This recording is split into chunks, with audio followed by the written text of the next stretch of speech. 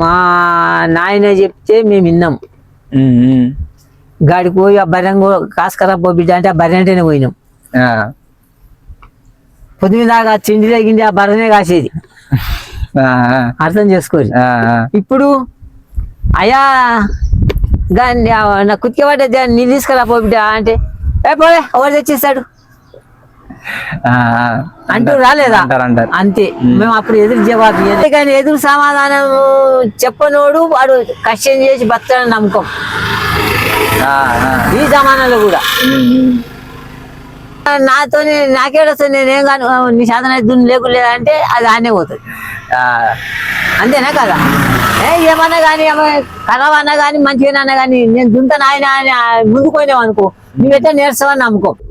ఒక మాట గుర్తుంచుకో. మనము ఇప్పుడు మన ఈడ నలుగురం కూర్చున్నాం. అరే ఇక్కడ రాయిని ఇంకా తీసుకురా పోపించా అంటే ఆ దేశానికి రాయి తీసుకొచ్చిండు. రాయి తెచ్చిండు. ఇంకోటి రాయి తెప్పనంటే వాడు తెస్తాడు నాకు లేవదు. అంతేగా. అంతేనా కాదు? అంతే. గంటనే గమనించుకోవాలి. ఇంకా మనం చేసి చెప్పేదేముంది బిడ్డ.